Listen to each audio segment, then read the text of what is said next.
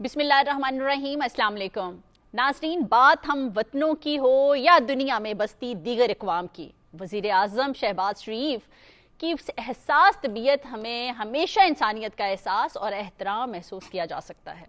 وزیر اعظم کا آج کا قوم سے خطاب بھی اسی بات کا مظہر ہے۔ جہاں ہم وطنوں کے لیے وزیر اعظم نے ڈیزل اور پیٹرول کی قیمتوں میں کمی کا اعلان کیا ہے، وہیں پر پاکستان ایک نئی تاریخ رقم کرنے جا رہا ہے۔ اسلام آباد اس وقت دنیا بھر کا مرکز نگاہ ہے۔ مختلف ممالک سے وفود اور صحافیوں کی آمد کا سلسلہ جاری ہے۔ اسلام آباد انتہائی اہمیت کے حامل تاریخ ساز مذاکرات کی میزبانی کے لیے تیار ہے۔ پاکستانیوں کے سر فخر سے بلند ہیں اور پوری دنیا پاکستان کو امید اور اعتماد کی نظر سے دیکھ رہی ہے۔ ناظرین، آج ہم پروگرام سیاست ٹونائٹ میں بھی یہی سب ڈسکس کریں گے۔ آج کے ایجنڈا میں شامل ہے وزیر اعظم شہباز شریف کا قوم سے خطاب، عالمی امن کے لیے مذاکرات کا آغاز، میزبانی پاکستان کے نام، بھارت عالمی منظرنامے سے غائب، بھارتی میڈیا میں صف ماتم، جنگ بندی اور کامیاب سفارتکاری، اقوام عالم میں پاکستان کا سر بلند۔ اس پر ڈیٹیل میں گفتگو کرنے کے لیے ہمارے ساتھ موجود ہیں جواد فیضی صاحب، خالد قیوم صاحب اور احمد وڑائچ صاحب۔ آپ سب کو ویلکم اینڈ السلام علیکم۔ وعلیکم السلام ورحمۃ اللہ۔ جواد فیضی صاحب، سب سے پہلے تو ہم آپ سے پوچھیں گے، جو پرائم منسٹر شہباز شریف صاحب نے ابھی قوم سے خطاب کیا ہے اور خوشخبریاں سنائی ہیں، آپ بھی ہمیں سنائیں۔ دیکھیے، میں یہ سمجھتا ہوں کہ خاص طور پہ اس موقع پر جب پاکستان اپنی بلندی کی طرف مزید گامزن ہے، اڑان پاکستان جاری ہے، اور صرف یہ پاکستان کی ترقی کے لیے نہیں بلکہ بین الاقوامی سطح پہ جس طرح ہم نے ہمارے بارے میں کہا جاتا تھا کہ ہماری جنگ رکوائی گئی، آج ہم یہ کہہ رہے ہیں کہ ہم نے ان کی جنگیں رکوا دیں جو دوسروں کی جنگیں رکواتے تھے۔ لہذا پاکستان اس لیول پہ پہنچ چکا ہے کہ جہاں جہاں کوئی بھی انسان دنیا کے کونے میں بستا ہے وہ تشکر پاکستان کہہ رہا ہے، اس لیے کہ معاشی طور پہ اور پھر ہلاکتوں کے اعتبار سے، نقصانات کے اعتبار سے، دوریوں کے اعتبار سے، نفرتوں کے اعتبار سے جو شدتیں اور حدتیں، اور جس طرح تیل کے کنویں جلنا شروع ہو گئے تھے، اسی طرح دلوں کے اندر بھی بہت ساری ایسی جلن شروع ہو چکی تھی، مگر پاکستان نے وہ کردار ادا کیا ہے۔ میں اس پہ بعد میں آتا ہوں کہ دنیا کے دوسرے خوبصورت ترین دارالخلافہ اسلام آباد کے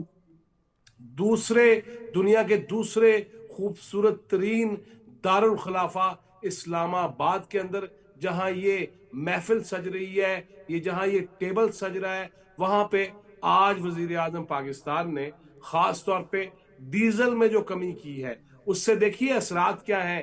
گوڈز، ٹرانسپورٹیشن، سامان، نقل و حمل، ہمیں کھانے پینے کی چیزیں، ہماری ضرورت جو روزمرہ ضروریات ہیں وہ مہنگی ہونے کے خدشات تھے اور مہنگی ہوئی بھی۔ اسی طرح ڈیزل کے ذریعے دیکھیے دو چیزیں ہیں، ہمیں سمجھ لیتے ہیں لوگ کہ ہم چونکہ پی ٹی وی سے وابستہ ہیں تو سارے تانے ہمیں دیکھنے کو ملتے ہیں، اور لوگ فون کالز بھی کرتے ہیں، میسیجز بھی کرتے ہیں۔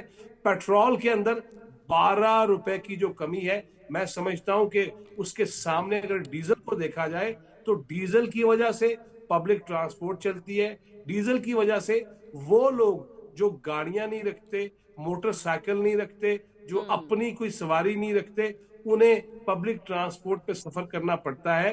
تو اس حوالے سے میں سمجھتا ہوں کہ یہ موجودہ حالات میں ابھی اگرچہ بہت سارے ممالک میں، ہندوستان کو دیکھ لیجئے، وہاں پہ ایل پی جی سلنڈر جو ہے 900 روپے کا تھا، 5000 روپے پہ چلا گیا ہندوستانی کرنسی کے مطابق، 900 سے 5000 اس کو دیکھ لیجئے گا۔ لہٰذا میں یہ سمجھتا ہوں کہ پیٹرول کے حوالے سے اگرچہ لوگوں کے ابھی بھی معاملات موجود ہیں موٹر سائیکل سواروں کے، لیکن ان کو ایپس کے ذریعے سہولت بھی دے دی گئی، مگر ڈیزل وہ چیز ہے جس پہ زیادہ تر پاکستان کے اندر بھی اور پوری دنیا کے اندر بھی وہ پبلک ٹرانسپورٹ، وہ گڈز ٹرانسپورٹ اور وہ ٹرانسپورٹیشن، اس پہ جتنا اثر پڑتا ہے۔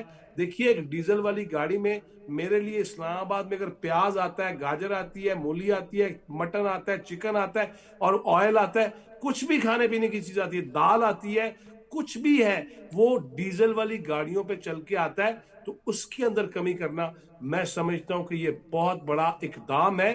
اگرچہ ابھی تک وہ ریٹ نکلا نہیں ہے، مگر پھر بھی وزیر اعظم شہباز شریف صاحب نے، اور انہوں نے خاص طور پہ ایک جو جملہ کہا نا کہ میں اخلاقی اور سیاسی فرض سمجھتا ہوں، ذمہ جی داری سمجھتا ہوں کہ اس موقع پر یہ کیا جائے. لہٰذا میں یہ اس بات پہ شکر گزار بھی ہوں، اور میں لوگوں کے ساتھ بھی یہ دس بستہ بات کروں گا کہ دیکھیے پیٹرول کی قیمتیں بھی نیچے آ جائیں گی. جس قدر پاکستان اس میں حساسیت کا مظاہرہ کر رہا ہے، جس قدر پاکستان کی اہمیت بڑھ گئی ہے، جس قدر پاکستان کا طوطی بول رہا ہے، جس قدر پاکستان کی دھاک بیٹھتی ہے، جس قدر پاکستان کو جہاں جہاں دنیا کے کونوں میں لوگ نہیں بھی جانتے تھے، اب وہ جاننے لگے ہیں. جو صرف امریکہ کو جانتے تھے، اسرائیل کو جانتے تھے، ان پٹیوں کو جانتے تھے، ان کارنرز کو جانتے تھے، اور وہ سمجھ رہے تھے کہ جنگ ایران کے ساتھ کیوں ہو رہی ہے اور مہنگائی کیوں بڑھ رہی ہے. لہذا پاکستان کی وجہ سے وہاں بھی پاکستانیت کا نام گیا ہے. آج آپ میمز دیکھ لیں، آج آپ سوشل میڈیا دیکھ لیں، بلکہ سوشل میڈیم دیکھ لیں، اس پہ پاکستانی پاسپورٹ سب سے پہلے دکھایا جا رہا ہے. وہ جنہیں انگلش بھی صحیح نہیں آتی، وہ یہ کہہ رہے ہیں کہ best country in the world is Pakistan and best army in the world is Pakistani army. لہٰذا میں سمجھتا ہوں کہ اس پہ جہاں وزیر اعظم کو، جہاں پہ فیلڈ مارشل کو، وہاں پہ جناب deputy prime minister Ishaq Dar کو بھی میں یہ سلوٹ کرتا ہوں کہ ان کی کوششیں. اور اسحاق ڈار صاحب وہ ہیں جو زخمی ہونے کے باوجود اور طبیعت کی گراں گزرنے کے باوجود، طبیعت پہ اس کے باوجود وہ چائنا جا رہے ہیں، دن رات ایک کر رہے ہیں، اور وہ معاملات جس طرح دیکھ رہے ہیں اور پھر جس طرح بریف کر رہے ہیں. میں یہ سمجھتا ہوں کہ یہ پاکستان کے لیے ایک ایسا موقع ہے کہ جہاں پیٹرول کی اور ڈیزل کی قیمتوں میں کمی کی بات کی جائے، وہیں پہ پاکستان ایک درخشندہ ستارہ ہے پوری دنیا کے افق پہ،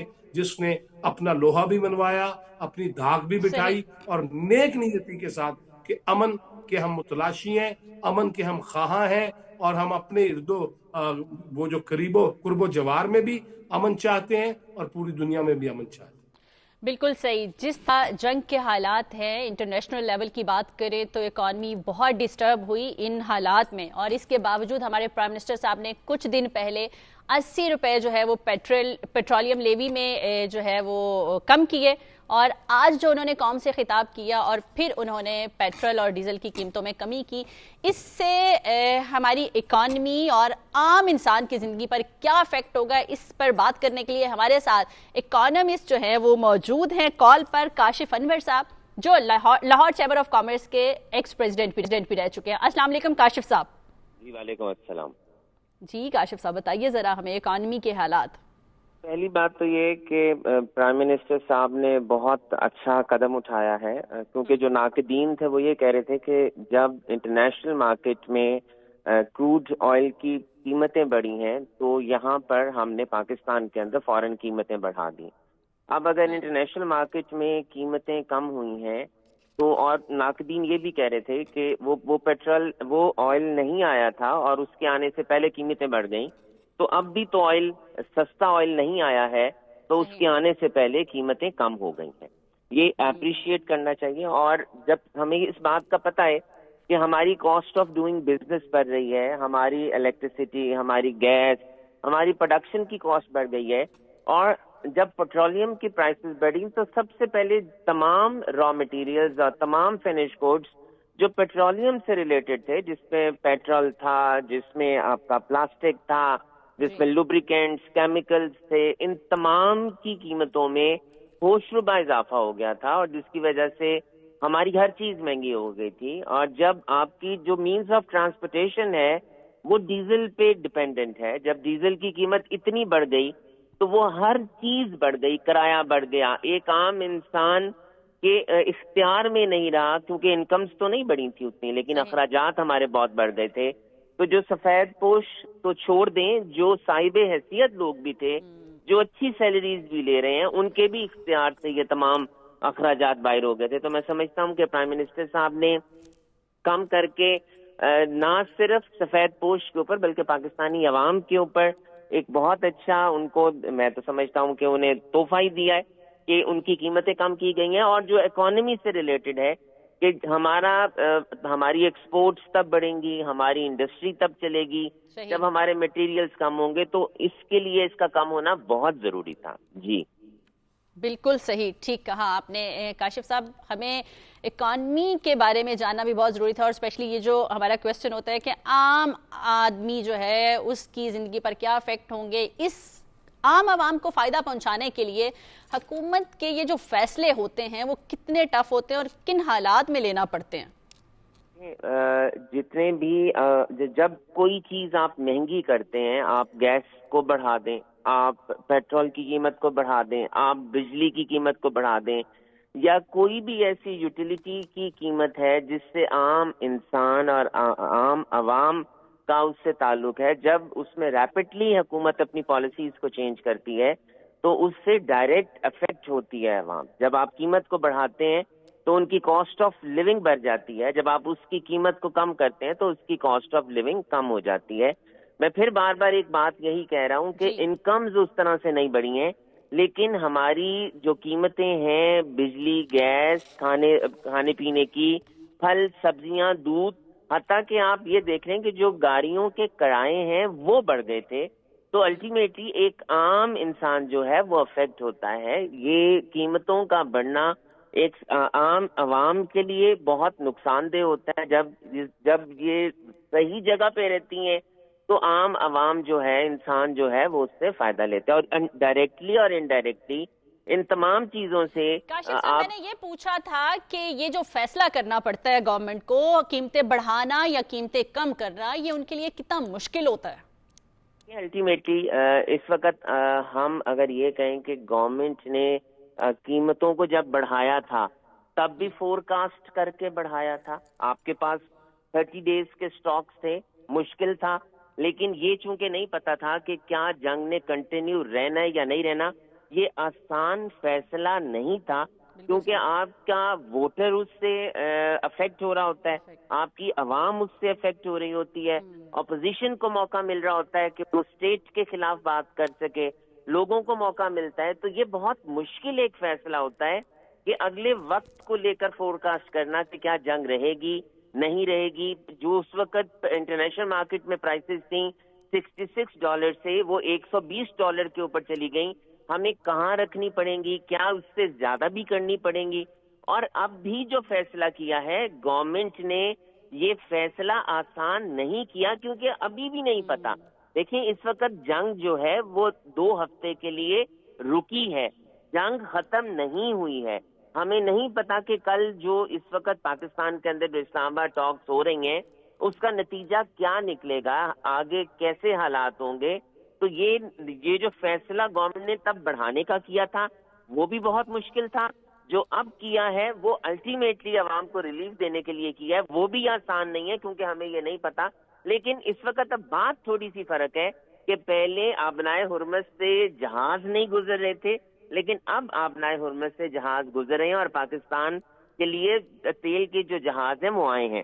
تو یہ اس وقت میں سمجھتا ہوں قدرے کم کرنا اتنا مشکل فیصلہ نہیں تھا, ان قیمتوں کو بڑھانا بہت مشکل فیصلہ تھا. جی بالکل صحیح, thank you very much Kashif Anwar صاحب, آپ نے ہمیں بڑی ڈیٹیل میں.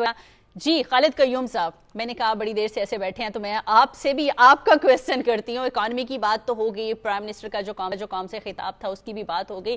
اس وقت جو اسلام آباد میں محفلیں سجی ہوئی ہیں اور پوری دنیا کی نظریں جو ہیں وہ اسلام آباد پر ہیں, اگر ہم بات کریں کہ ایک طرف امریکہ سپر پاور, دوسری طرف امریکہ کی دھمکیاں, اور ایک طرف ایران کی جوابی کارروائیاں, آخری لمحات میں وزیر اعظم شہباز شریف کا ایک ٹویٹ جانا, پھر ہمارے فیلڈ مارشل سید آصم منیر کا امریکی صدر سے رابطہ, پاکستان کے لیے دونوں ممالک کو مذاکرات کی میز پر لانا کتنا مشکل تھا؟ دیکھیے کہ پاکستان کے لیے بہت مشکل تھا. اگر آپ دیکھیں کہ پوری دنیا کے اندر جو ہے ساری دنیا اس جنگ سے متاثر ہو رہی تھی, دنیا کا ہر فرد اس سے متاثر ہو رہا تھا. اور جس طرح پہلے معیشت پر بات ہو رہی تھی کہ دنیا کی جو بڑی اور طاقتور معیشتیں ہیں, مضبوط معیشتیں ہیں, وہ بھی اس جنگ کے باعث جو ہے وہ جو توانائی کا بحران پیدا ہوا اس سے شدید دباؤ کا شکار ہو گئی.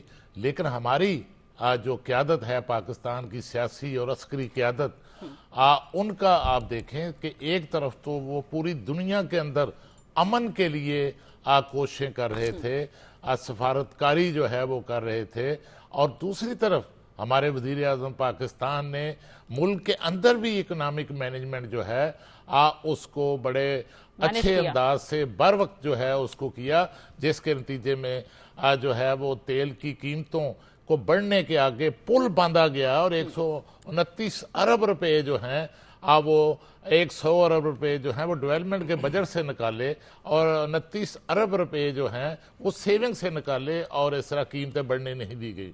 اور پھر آپ نے دیکھا کہ پچھلے جو ایک ہفتہ پہلے بھی وزیر اعظم نے جس طرح آپ نے فرمایا کہ 80 روپے اس میں جو ہے پیٹرول میں کمی کی، اور اب ڈیزل میں بہت بڑا جو ہے وہ کمی جو ہے وہ کی گئی ہے، اور اس میں پاکستان پر بھی اسی طرح اثرات آ رہے تھے جس طرح پوری دنیا پر آ رہے تھے، بلکہ پاکستان پر چونکہ سارے پاکستان تو جو ہے وہ مشرق وسطیٰ کے ساتھ جڑا ہوا تھا، ہماری اکانومی ان کے ساتھ جڑی تھی، اس لیے ہمارے اوپر بھی اثرات ہے۔ لیکن آپ دیکھیے کہ پاکستان نے یہ کامیابی کس لیے حاصل کی، کس طرح حاصل کی، اور پوری دنیا کی نظریں جو ہیں اس پر جو ہیں وہ اسلام آباد کی طرف جو ہیں وہ دیکھ رہی ہیں، پاکستان کی طرف دیکھ رہی ہیں، اور پاکستان نے یہ سب کچھ اس لیے حاصل کیا کہ دنیا نے پاکستان پر اعتماد کیا، امریکہ نے پاکستان پر اعتماد کیا، اس کے ساتھ ایران نے پاکستان پر اعتماد کیا، اور اس طرح سب سے بڑھ کر اس خطے کی جو دو اہم طاقتیں ہیں جن میں خاص طور پر چین اور روس دونوں کی طرف سے پاکستان کا جو امن کا فارمولہ تھا، امن کی تجاویز تھی، ان کو انڈورس کیا گیا۔ اور آپ نے دیکھا کہ ہمارے نائب وزیر اعظم اور وزیر خارجہ اسحاق ڈار جو 4 ملکی وزرائے خارجہ کا اجلاس اسلام آباد میں ہوا، اس میں جو ایجنڈا امن کا طے ہوا، اس ایجنڈے کو لے کر وہ ہنگامی طور پر جو ہے وہ چین کے دورے پر گئے، چینی قیادت کو اعتماد میں لیا، اور پھر چین کی مشاورت کے ساتھ 5 نکاتی امن فارمولہ جو ہے وہ تیار ہوا۔ جس طرح پاکستان پر خلیجی ممالک جو ہیں وہ بھی آپ جانتے ہیں کہ اس جنگ میں ایک فریق تھے، اور پاکستان پر خلیجی ممالک نے بھی مکمل طور پر جو ہے وہ ان کا جو ایجنڈا تھا امن کا اس کو انڈورس کیا، اور پاکستان جو ہے اس سارے عمل کے دوران نہ صرف دنیا میں ایک لیڈر کے طور پر جو ہے وہ ابھرا ہے، بلکہ عالم اسلام کا بھی پاکستان ایک بڑا لیڈر جو ہے وہ ثابت ہوا ہے، کیونکہ پاکستان نے اس جنگ میں سب سے زیادہ جو خطرات تھے وہ عالم اسلام کو تھے، وہ امت مسلمہ کو تھے، اور امت مسلمہ کی تقسیم کا خطرہ بڑھ رہا تھا، اور اگر اس طرح جو ہے وہ خلیجی ممالک کی طرف سے رد عمل آتا تو اس رد عمل کے نتیجے میں پھر جو ہے وہ جنگ کا دائرہ پھیل سکتا تھا۔ اور پاکستان نے خلیجی ممالک کو جو ہے اس جنگ میں داخل ہونے سے اپنے اثر رسوخ سے اپنی سفارتکاری کے ذریعے اس کو روکا، جس کے باعث جنگ کا دائرہ کار جو ہے وہ نہیں بڑھ سکا۔ اور دیکھیے کہ آپ نے دیکھا کہ یہ جنگ جو ہے اس کے خدشات بڑھ رہے تھے کہ یہ جنگ جو ہے وہ دنیا کو اپنی لپیٹ میں لے سکتی ہے، تیسری عالمی جنگ کی طرف جا سکتی ہے۔ اس کو بھی پاکستان نے روکا، اور پاکستان نے اپنا جو رول ہے، اپنا جو کردار ہے اس جنگ کے اندر، اس میں خاص طور پر جو ہے بڑی احتیاط کے ساتھ یہ جو ڈپلومیسی ہے کی، اور بڑی سمارٹ پاکستان کی فارن پالیسی کا یہ نتیجہ ہے کہ پاکستان نے اتنی بڑی کامیابی جو ہے وہ حاصل کی ہے۔ اور اب اسلام آباد میں جو مذاکرات شروع ہو رہے ہیں، اور امریکہ اور ایران کے وفود اسلام آباد پہنچ رہے ہیں، اور ان مذاکرات کے حوالے سے بھی جو ہے اب وہ پاکستان جو ہے، پاکستان کی سیاسی اور عسکری قیادت وہ مطمئن ہے، اب وہ سمجھتے ہیں کہ ان مذاکرات کے مثبت نتائج جو ہیں اب وہ ضرور نکلیں گے، اور میں سمجھتا ہوں کہ مذاکرات کی میز پر بیٹھنا جو ہے یہ بذات خود ایک بہت بڑی جو ہے وہ پیش رفت ہے۔ آپ جانتے ہیں کہ آج بھی میز پر بٹھانا بھی بہت بڑی کامیابی ہے۔ احمد وڑائچ صاحب، یہ جو مذاکرات اسلام آباد میں ہونے جا رہے ہیں ان کے پوری دنیا پر کیا اثرات ہوں گے؟ जी बिस्मिल्लाहिर्रहमानिर्रहीम। देखिए, इसमें कोई शक नहीं है कि इस वक्त जो पाकिस्तान का एक लीडिंग रोल है और जिसको दुनिया तस्लीम कर चुकी है, उसकी मौतरफ हो चुकी है कि पाकिस्तान जो है वो अमन का दाई है। पाकिस्तान ने किसी सूरत भी किसी किस्म की जंग का भी हमायती नहीं रहा है और जंग के ख़िलाफ़ हमेशा जो कीमत सबसे बड़ी अदा की वो पाकिस्तान से ज़्यादा कौन बेहतर जान सकता है। आप ये देखिए कि दुनिया की 195 कैपिटल्स में इस वक्त सिर्फ इस्लामाबाद कैपिटल डिस्कस हो रहा है। मैं कहता हूँ कि दुनिया में किसी रंग से, किसी मज़हब से, किसी मकतबा फ़िक्र से कोई ताल्लुक़ रखता है, उसकी कोई भी ज़ुबान है, उसने अपनी अपनी ज़ुबान में पाकिस्तान का शुक्रिया अदा किया है। पूरी दुनिया से जो पैगामात मिले हैं वो चाहे लिख कर मिले हैं, चाहे बोल कर मिले हैं, चाहे वो मीडिया ने रिपोर्ट किए हैं, चाहे जो प्राइम मिनिस्टर ऑफ पाकिस्तान है उनके सामने जो चीज़ें आई हैं, जो आलमी रहनुमाओं ने उनसे रब्ते किए हैं, उनको यानी कि शुक्रिया अदा किया है, खराज तहसीन उनको पेश किया है। आप ये देखिए मैडम कि जी मुबारकबाद उनको दी है। देखिए कि पाकिस्तान ने इतना बड़ा रोल प्ले किया कि पाकिस्तान की तारीख में इससे पहले इसकी कोई मिसाल भी नहीं मिलती है। और ये देखिए कि जंग के जो इसके जो शोले हैं, आग के शोले, वो भड़क रहे थे और वो इतनी शिद्दत से आगे बढ़ रहे थे कि वो पूरी दुनिया को अपनी लपेट में ले सकते थे। इसमें तो कोई शक नहीं है कि जो दुनिया की जो मुश्तें थी वो तो ज़बू हाली का शिकार हुई, लेकिन जंग के शोलों से जो दुनिया का नुकसान हो सकता था, इंसानी जानें जा सकती थी और जो करोड़ों लोग समझ लें कि बेरोज़गार हो सकते थे, उसको पाकिस्तान ने आगे बढ़कर जो दरख्वास्त पेश की तो प्रेसिडेंट ट्रंप जो है उन्होंने एक्सेप्ट की और 2 हफ्ते की सीज़ फायर हो गई। ईरानी भाइयों ने भी उसको तस्लीम कर लिया। पाकिस्तान ने जो देखिए ये जो अपना किरदार अदा किया है कि पूरी एक म्यार और पूरे वकार के साथ लाकर एक टेबल में आमने सामने फ्रीकैन को बैठा दिया है। अब फ्रीकैन जो है, अब ये उनके ऊपर जिम्मेदारी है कि वो स्पेस पैदा करें, स्पेस रखें, अपने अपने जो उनके जो भी ट्यूआर्स हैं, जो उनके मुतालबात हैं, जो उनकी बातें हैं, वो टेबल टॉक के जरिए से हल करें और दुनिया को आलमी जंग की तरफ जाने से रोकें और सारी दुनिया इसमें अपना किरदार अदा करे। और ये फ्री कैन के ऊपर अब सबसे ज़्यादा ये बात लाजिम है कि वो इसमें अपना रोल प्ले करें। अब ये देखिए कि मैं समझता हूँ कि इजराइल जो है वो अमेरिका के बगैर 1 मिनट भी इस जंग में नहीं रह सकता है। एक हालिया इंटरव्यू छपा है, जॉन केरी जो साबिक वजीर खारजा हैं अमेरिका के, उन्होंने कहा कि इजराइल ने 3 दफ़ा इस ख्वाहिश का इजहार किया कि ईरान के ऊपर हमला किया जाए। उन्होंने जॉर्ज बुश के ज़माने में ये बात की, उन्होंने इनकार कर दिया। फिर बराक ओबामा जो है उनको बाकायदा इजराइल के वज़ीर में जाके प्रेजेंटेशन दी कि जनाब वाला ये बिल्कुल बनता है, ईरान के ऊपर हमला होना चाहिए, उन्होंने भी इनकार कर दिया। फिर जो बाइडन जो थे उन्होंने भी इनकार किया। लेकिन वो ये भी आगे चल के कह रहे हैं कि शायद जो प्रेसिडेंट ट्रंप हैं उनकी वो बातों में आगे हैं। लेकिन चलो देर आए दुरुस्त आए, 40 दिन की जंग जो है वो बहुत एक बड़ी गंभीर किस्म की जंग रही है जिससे दुनिया को अरबों डॉलर का नुकसान भी हुआ है, जो मिश्तें हैं वो भी तबाह हुई हैं, ज़बू हाली का शिकार हुई हैं। अब ये है कि जो ये टेबल लगा है, जो ये सेज सजी है, तैयार हो गई है, इस्लामाबाद की तरफ दुनिया देख रही है।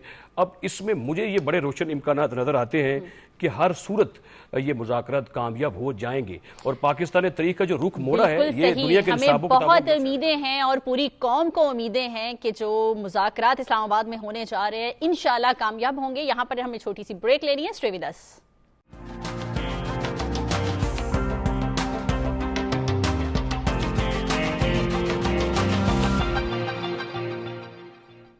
Welcome back. फैजी साहब, आपसे एक बात जानना चाहती हूँ। खुद साख्ता आलमी ताकत भारत इस वक्त जो है वो मंजरनामे से गायब है, कुछ पता है वो कहाँ है? देखिए, अभी अहमद वड़ाई जी कह रहा था मेरा भाई कि कितने मसाइल हैं दुनिया को। अगर आप सिर्फ खलीजी ममालिक में, मशरक़ वस्ता में देख लीजिए तो 90 लाख से 1 करोड़ हिंदुस्तानी वहां जॉब करता है।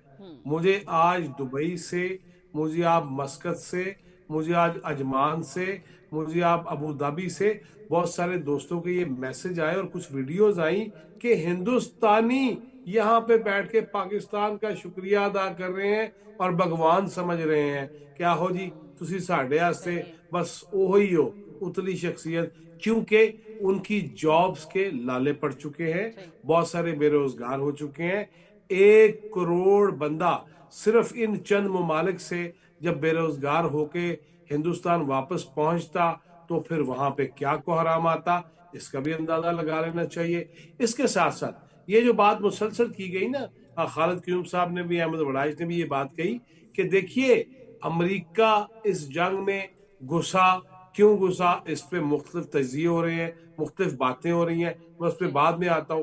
جے ڈی وینس, ان کے بارے میں وہاں کے جرائد, وہاں کے رسائل, وہاں کا میڈیا, وہاں کا یہ ساری باتیں کہہ رہے ہیں کہ وہ ایک عوامی نمائندے ہیں.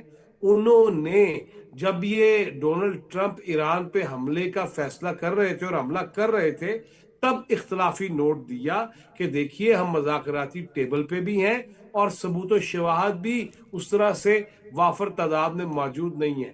اب وہ کیوں حملہ ہوا, میں اس کی وجہ آپ کو یہ بتانا چاہ رہا ہوں کہ کل رات سے آج صبح سے آج رات تک جب پوری دنیا اسلام آباد کو دیکھ رہی ہے, مذاکرات کو دیکھ رہی ہے, آج میں نے جو صبح اٹھتے ہی سب سے پہلے بریکنگ نیوز اور شہ سرخیاں دیکھیں اور وہ ہیڈ لائنز دیکھیں, اس میں امریکہ کی خاتون اول وہ یہ کہہ رہی ہیں کہ ایپسٹین فائلز, اور ایپسٹین سے میرا کوئی تعلق نہیں تھا, میری تصویریں فیک نیوز کی صورت میں لگائی گئی ہیں.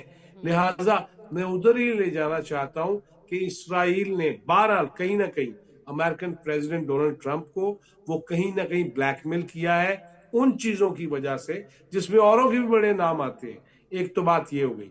پھر میں اگلی بات کروں گا کہ اگر امریکہ اور اسرائیل جا رہے تھے ایران پہ حملہ کیا, there is no doubt وہاں شہادتیں ہوئیں, وہاں معصوم بچے, طلبہ و طالبات, وہاں پہ خامنہئی صاحب شہید ہو گئے, لیکن یہ عرب ممالک پہ جو جوابی حملے تھے, یا ایران کہہ رہا ہے کہ ہم نہیں کر رہے تھے, یا جس نے بھی کیا وہ ایک ایسی شدت اور حدت تھی مسلمانوں کے اندر جس کے بعد بہت بڑی آگ لگ سکتی تھی.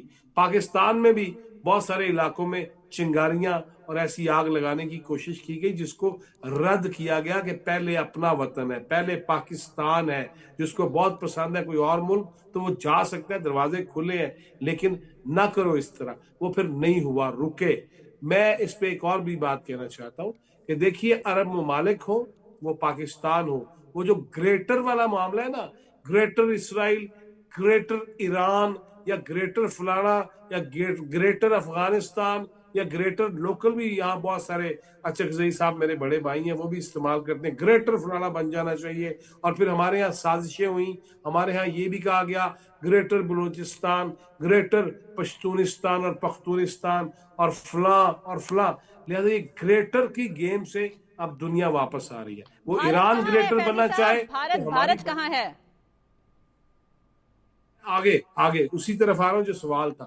میں یہ ساری تمہید اس لیے باندھ رہا تھا کہ وہ گریٹر ہندوستان, وہ گریٹر انڈیا, اس کی تو آنکھیں, ناک, کان, منہ اور پتہ نہیں کون سا ایریاز, وہ تو پورے دلدل میں گھس چکے ہیں. انہوں نے بڑی ٹرائی کی کہ اپنے میڈیا کے ذریعے یہ بھی بتائیں کہ جے ڈی وینس جو ہے وہ پاکستان نہیں آ رہے. وہ ماشاءاللہ آ رہے ہیں, اور میں نے جیسے پہلے بتایا کہ وہ جنگ کے حوالے سے بھی ایک اپنا نقطہ نظر رکھتے تھے, اور ان کے بارے میں جیسے پہلے میں نے کہا کہ وہ آئندہ صدارتی امیدوار بھی ہو سکتے ہیں. اب ذرا یہاں نقطہ ملاحظہ کیجئے گا شمائلہ کہ ایک وہ وقت تھا جب میں, آپ اور ہم سارے ہمارے کولیگ جتنے بیٹھے ہیں اور جو یہاں اس وقت نہیں بھی بیٹھے ہوئے, ہم راتوں کو اٹھ کر D G I S P R اور جناب عطا تارڑ کی پریس کانفرنسیں دکھاتے تھے اور اس پہ بول رہے ہوتے تھے لائیو. وہ کیا تھا, جب پہلگام کا معاملہ ہندوستان نے کیا, ہم پہ الزام لگایا, جے ڈی وینس نائب صدر امریکہ, ریاست ہائے متحدہ امریکہ, وہ ہندوستان میں موجود تھے. جب یہ ہم پہ الزام لگایا گیا, ہمارا فوری جواب آیا کہ تحقیقات کرا لی جائے. جے ڈی وینس صاحب ہندوستان سے واپس چلے گئے. اب ہندوستان کے لیے کتنا مر مٹنے کا مقام ہوگا کہ وہی جے ڈی وینس جو ہندوستان چھوڑ کے گئے تھے وہ پاکستان آ رہے ہیں, اور ثالثی امریکہ ایران کی کون کرا رہا ہے؟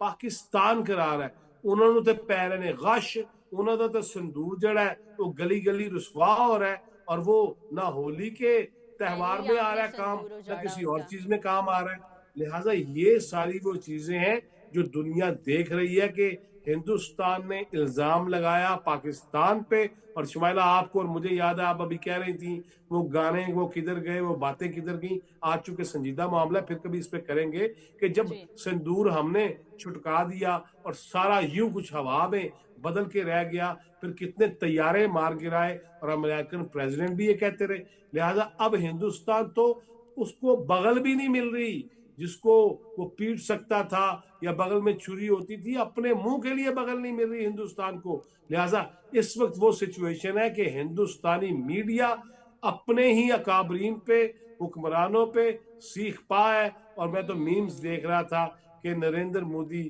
ایک ویٹر کی صورت میں چائے لے کے آتا ہے, تو ادھر پاکستانی ذمہ دار اور امریکن ذمہ دار اور ایرانی ذمہ دار بیٹھے ہیں, تو انہوں نے کہا تم وہ کون جو یہاں پہ چائے دینے کے لیے بھی آ جاؤ.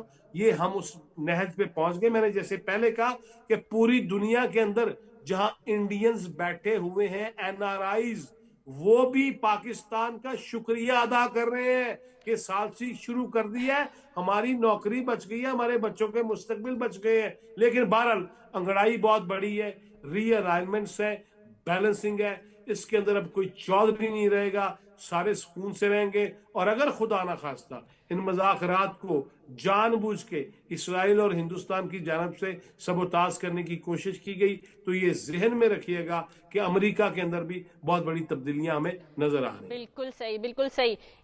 مودی جو ہے, خالد صاحب, پاکستان کو تنہا کرنا چاہتے تھے, خود تنہا ہو گئے. اور مودی کا جو جھوٹا امیج تھا, جو گودی میڈیا نے کریٹ کیا ہوا تھا, پوری طرح فلاپ ہو گیا.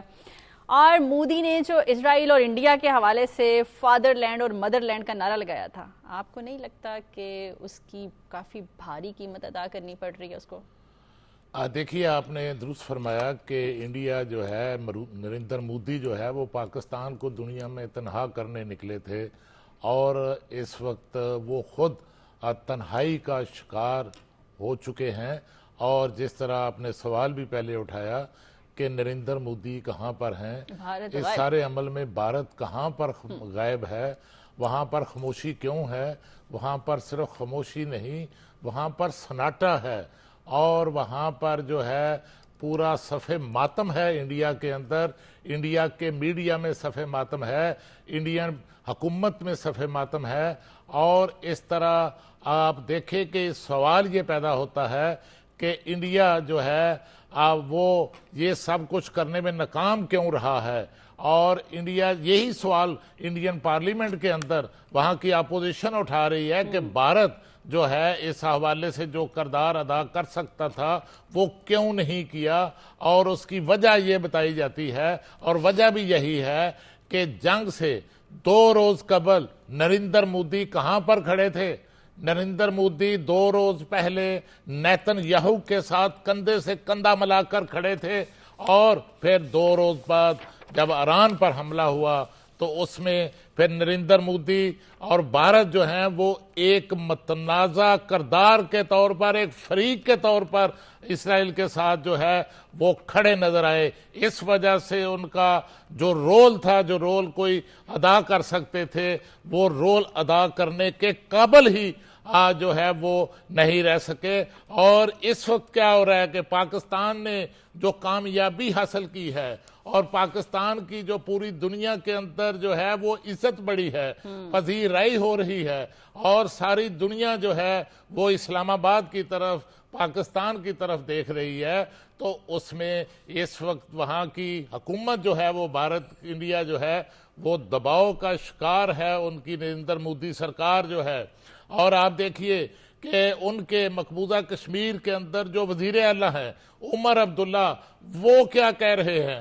وہ تو کھلے عام بیان دے رہے ہیں کہ پاکستان جو ہے اس نے بڑا تاریخی کردار ادا کیا ہے, پاکستان کے کردار کی تعریف کر رہے ہیں, اس پاکستان کے کردار کو سراہ رہے ہیں. اور اس کے ساتھ نریندر مودی سرکار پر وہ سوالات اٹھا رہے ہیں کہ جو پاکستان کر رہا ہے وہ آپ کیوں نہیں کر سکے, اور اگر آپ نہیں کر سکے تو پھر پاکستان کے کردار کو تسلیم تو کرو. یہ آوازیں جو ہیں یہ بھارت کے اندر اپوزیشن جماعتیں بھی اٹھا رہی ہیں, میڈیا کے اندر بھی اٹھائی جا رہی ہیں. خالد صاحب, میرے پاس مودی سرکار اور بھارت کو لیے ایک اور بری خبر ہے کہ یہ جس طرح سے پروپیگنڈا کر رہے تھے پاکستان اور سعودی عرب کے درمیان جو ہے وہ اختلاف پیدا کرنے کا ان کو یہ بات بتاتی جاؤں کہ ابھی خبر آئی ہے کہ ہمارے پرائم منسٹر شہباز شریف اور فیلڈ مارشل سید آصف منیر صاحب اور اسحاق ڈار صاحب کی ملاقات ہو رہی ہے سعودی عرب کے وزیر خزانہ محمد بن عبداللہ سے، اور وہاں پہ بھی کیا بات ہو رہی ہے؟ ایک دوسرے کی معیشت کو وسعت دینے کی اور ایکسٹینڈ کرنے کی. تو اتنی بری خبر ایک اور میں نے کہا ساتھ جلے پہ نمک چھڑک دوں. یہ میں آپ کو بتاؤں کہ پاکستان کی معیشت جو ہے، اگر آپ پاکستان کی اکانومی کی تعریف اٹھائیں تو پاکستان کی اکانومی، پاکستان کی معیشت جو ہے وہ ہمیشہ سے سعودی عرب کے ساتھ جو ہے اب وہ جڑی ہوئی ہے، اور ہمیشہ سعودی عرب نے جب بھی پاکستان کو کسی مشکل معاشی صورتحال کا سامنا کرنا پڑا تو سعودی عرب نے سب سے بڑھ کر پاکستان کا ساتھ دیا. اور ایک بات میں آپ کو بتاؤں کہ نواز شریف صاحب جب وزیر اعظم پاکستان تھے اور پاکستان نے ایٹمی دھماکے کیے تو اس وقت بھی پاکستان پر جب اقتصادی پابندیاں عائد کی گئیں تو اس وقت ایک جو ملک تھا سعودی عرب، اس نے ان پابندیوں کی پرواہ نہیں کی. وہ کھل کر پاکستان کے ساتھ کھڑا ہوا اور پاکستان کو کریڈٹ پر، ادھار پر، جس کو ہم ڈیفرڈ پیمنٹ پر کہتے ہیں، مؤخر ادائیگیوں کی بنیاد پر پاکستان کو جو آئل فیسلٹی ہے وہ دی. اور اس وقت جو سعودی عرب نے پاکستان کو آئل فیسلٹی دی وہ آج تک پاکستان کو دستیاب ہے، پاکستان کو مل رہی ہے. اور اس کے ساتھ جو ہے تعلقات جو ہیں اسی طرح ہی انشاءاللہ بنے رہیں گے. احمد وڑائچ صاحب، بھارت میں تو کوہرام مچا پڑا ہے، اس کا میڈیا بھی شور مچا رہا ہے، سیاستدان صحافی ہوں انگلیاں اٹھا رہے ہیں، وہ کہہ رہے ہیں جی پاکستان کو دیکھیں وہ اس وقت کہاں پر ہے اور ہم کہاں پر ہیں. جی دیکھیے، اگر آپ تھوڑا سا جائزہ لیں اس بات کا کہ یہ بات شروع کہاں سے ہوتی ہے، یہ پہلگام کے واقعے سے بات شروع ہوتی ہے. بعض اوقات ایسے ہوتا ہے کہ آپ کسی کے ساتھ خیر کرتے ہیں، اس میں سے شر ہوتا ہے، اور بعض اوقات ایسے ہوتا ہے کہ آپ کسی کے ساتھ شر کا کام کرتے ہیں، بیچ سے خیر نکل آتی ہے. بھارت نے کام تو کیا شر والا، کیونکہ وہ اپنی سیاست کو بھی بچا رہا تھا، الیکشن بھی آ رہے تھے، تو پہلگام کا واقعہ کیا اور پاکستان کے اوپر براہ راست الزام لگا دیا. پاکستان کی عسکری اور سیاسی قیادت نے تو اس وقت فوری طور پر یہ کہا کہ آئیں دیکھیں اس کی شفاف تحقیقات کروا لیتے ہیں. بھارت اپنی بات سے بھاگ گیا اور آج تک الزام ثابت نہ کر سکا. کام اس نے کیا شر والا. اس شر سے خیر برآمد ہوئی. خیر ایسے برآمد ہوئی کہ 1 سال ہونے کو ہے، اور اس 1 سال کے بعد یعنی کہ یہ دیکھیے کہ 10 مئی 2025 کے بعد کا پاکستان اور 10 مئی 2025 سے پہلے 80 سال کا پاکستان وہ یکسر بدل گیا.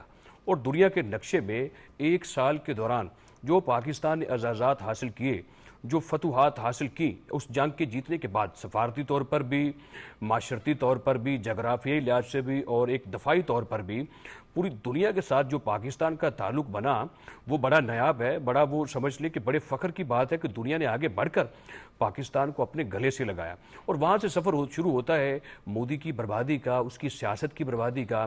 اس نے اپنی جو یہ قبر کھودی ہے سیاسی طور پر، اور علاقے میں جو وہ بڑا ایک تھانے دار کا اس کا رول تھا اور وہ جو بڑا کریکٹر بنا تھا، اس میں کوئی شک نہیں ہے کہ 140 کروڑ کا وہ ملک ہے، اس کا دفاع بہت بڑا ہے. یعنی کہ 9% ہم سے زیادہ اس کا جو ہے وہ بجٹ ہم سے زیادہ ہے.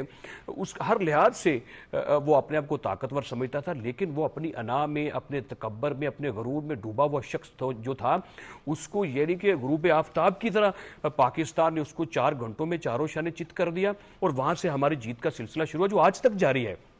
اس وجہ سے وہ کارنر ہو گیا، آئسولیٹ ہو گیا. اور جس طرح چوئی صاحب نے یہ بڑی بات نشاندہی کی کہ اس کا یہ دیکھیں کہ وہ جب پتہ ہے کہ خطے میں ایک جنگ ہونے لگی ہے، حالات خراب ہیں اور دھمکیاں مل رہی ہیں، اور جا کر نیتن یاہو کے ساتھ جا کر بیٹھ جانا، اس کا کیا میسج ہے.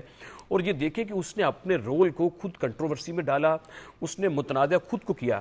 میں آپ کے ذریعے سے، اسٹیٹ چینل کے ذریعے سے اس تک یہ بات پہنچانا چاہتا ہوں کہ بھائی صاحب جب تنازعات ہوں اور تنازعات میں جا کر کسی کے ساتھ پارٹنر بن جائے، اس کا حصے دار بن جائیں، تو پھر تنازعات میں متنازع لوگوں کو بیٹھنے کی جگہ نہیں ہوتی.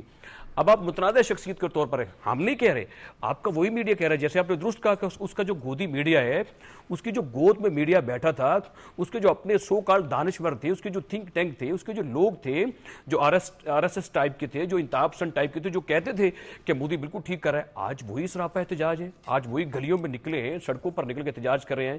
کانگریس پوچھ رہی ہے، ان کے وکیل پوچھ رہے ہیں ہیں, عام لوگ پوچھ رہے ہیں, ریڑھی بان پوچھ رہے ہیں کہ مودی صاحب ہمیں کچھ نہیں بتائیے کہ آپ دریائے جمنا میں خشکی کے کسی علاقے میں جا کر چھپ کر بیٹھ گئے ہیں, آپ صرف ہمیں صرف یہ اتنا بتا دیں کہ ہمارا قصور کیا ہے, بھارت کی جو فارن پالیسی ہے وہ کہاں پر کھڑی ہے, بھارت کا جو کردار ہے وہ کہاں پر ہے, بھارت کا جو رول ہے وہ کہاں پر ہے.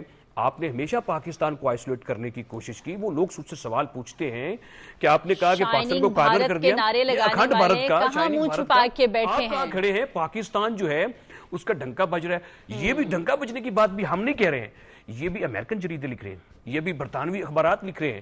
یہ دنیا میں عربی بولتے ہیں, اردو بولتے ہیں, انگلش بولتے ہیں, فارسی بولتے ہیں, کوئی بھی زبان بولتے ہیں, کسی رنگ مذہب سے جیسے میں نے پہلے کا تعلق رکھتے ہیں, وہ پاکستان کی بات کر رہے ہیں. سرخیاں چھپ رہی ہیں, پاکستان کی بات ہو رہی ہے, دنیا کے کیپٹلز میں اسلام آباد کیپٹل ڈسکس ہو رہا ہے, تو یہ باتیں اس سے سوالات پوچھے گئے ہیں. پاکستان کے نعرے لگ رہے ہیں. جواد فیضی صاحب, پوری قوم جو ہے وہ اس خوشی کو سیلیبریٹ کر رہی ہے, وہ پاکستان میں ہو یا اوورسیز پاکستانی ہو, ریلیاں بھی نکل رہی ہیں. اس خوشی کے بارے میں آپ کیا کہیں گے؟ آپ بھی تو بہت خوش ہیں نا آج. میں الحمدللہ میں بہت خوش ہوں. میں خود قربان, میرے بچے قربان اس وطن عزیز پاکستان پہ. میں تو یہ سمجھ رہا ہوں کہ میں صبح 7 بجے, 2-3 دن سے رات کو بیپر اور باتیں, آج میں صبح 7 بجے سے نکلا, میں نے پورا ماحول دیکھا, کون کون آ رہا ہے, امریکہ کا کون سا طیارہ آیا C-17A, اس میں کیا چیزیں آ رہی ہیں, پھر ایرانی جو آئے. اور پھر دیکھیے 2 باتیں میں آخر میں یہ کہنا چاہوں گا. یہ جو لوگ کہہ رہے ہیں ابھی تک کون کیوں نہیں پہنچا, یہ پہلے سے ٹیمز آ چکی ہیں, ان کا فریم ورک ہے, ان کی باتیں ہیں, ہمارے آفیشل سے ہو رہی ہیں, ہمارے ذمہ دار سے ہو رہی ہیں, پھر اس کے نوٹس بن رہے ہیں, اور اس کے بعد پھر یہ بیٹھ کے باتیں ہونی ہیں. ایک بات. دوسری بات, واللہ میں آپ کو سچ بتا رہا ہوں, پولیس والے یا جو سیکیورٹی ایجنسیز کے لوگ ہوتے ہیں, فورسز کے لوگ, وہ اکتا چکے ہوتے ہیں کہ بڑی لمبی ڈیوٹی ہے. حلفن کہہ رہا ہوں, ابھی سہیل شہزاد بھی, یہ فوٹو جرنلسٹ کا سیکٹری جنرل ہے راولپنڈی اسلام آباد فوٹو جرنلسٹ کا, وہ مجھے کہہ رہا تھا میں صبح 6 بجے سے نکلا ہوں بھائی جان, اللہ کی قسم میں نے آج جس کو بھی دیکھا ہے وہ بڑا فرحاں, شاداں, اور وہ بڑا خوش کہ پاکستان کے اوپر یہ وقت آیا کہ ہم بین الاقوامی جنگیں اور بین الاقوامی جو متحارب ہے ان کو آج بٹھا رہے ہیں, اور ہمیں ڈیوٹی ہماری 56 گھنٹے کر دی جائے, قسم سے کوئی فرق نہیں پڑے گا. یہ میں نے خود باتیں کی لوگوں سے. ایک تو یہ خوشی کی بات. دوسری خوشی کی بات شمائلہ یہ ہے کہ میں جب آج دیکھ رہا تھا, یہاں پہ بہت ساری انٹرنیشنل کانفرنس بھی ہوتی ہیں پاکستان میں. میں 35 سال سے یہ بھگتا رہا ہوں, لاہور ہو, اسلام آباد ہو, یا دیگر پاکستان کے شہر ہوں, لیکن آج اسلام آباد کا جو مکھڑا سجا ہوا ہے نا, وہ اس بات پہ سجا ہوا ہے کہ بینگ اے جرنلسٹ جو میں دیکھ رہا ہوں کہ پہلے کچھ ایسی انٹرنیشنل کانفرنسز یا جتنے بھی معاملات تھے اس میں آتے تھے جرنلسٹ, لیکن یہ موقع میں اپنی زندگی میں پہلی دفعہ دیکھ رہا ہوں. جس طرح میں نے کہا نا کہ 65 کی جنگ ہم نے نور جہاں سے سنی تھی, 2 سالوں کے ٹائم میں پہلی بار آپ کا مکھڑا اتنا چمکتا دھمکتا دیکھ رہی ہوں. آپ کو اتنی تیاری میں دیکھ رہی ہوں, مجھے لگا آپ کسی شادی کے فنکشن سے آئے ہیں.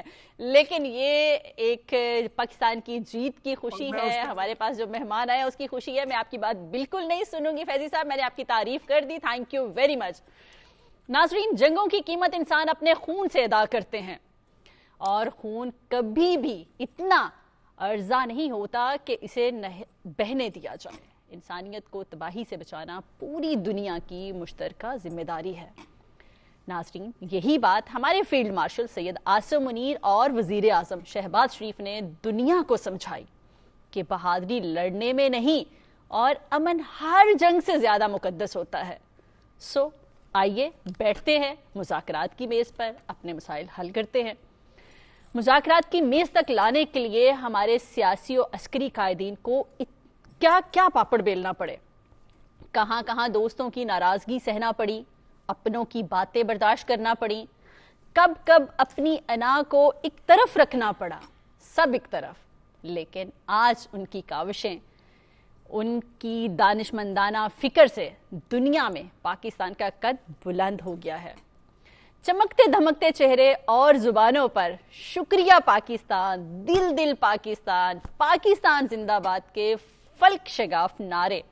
اور اب یہ نعرے صرف پاکستان کے ہی نہیں بلکہ دنیا بھر میں بستے ہر امن پسند انسان کی زبان پر ہیں. آج پاکستانیوں کا سر فخر سے بلند ہو چکا ہے. فیلڈ مارشل صاحب کا بلند کیا ہوا نعرہ جو ہر پاکستان کے دل کی دھڑکن ہے، آج پوری دنیا میں بستے انسانوں کی زبان پر گونج رہا ہے، اور ہم بھی اس نعرے پر ہمیشہ کی طرح اپنے پروگرام کا اختتام کرتے ہیں۔ اجازت دیجیے، اپنا خیال رکھیے گا۔ پاکستان ہمیشہ زندہ باد۔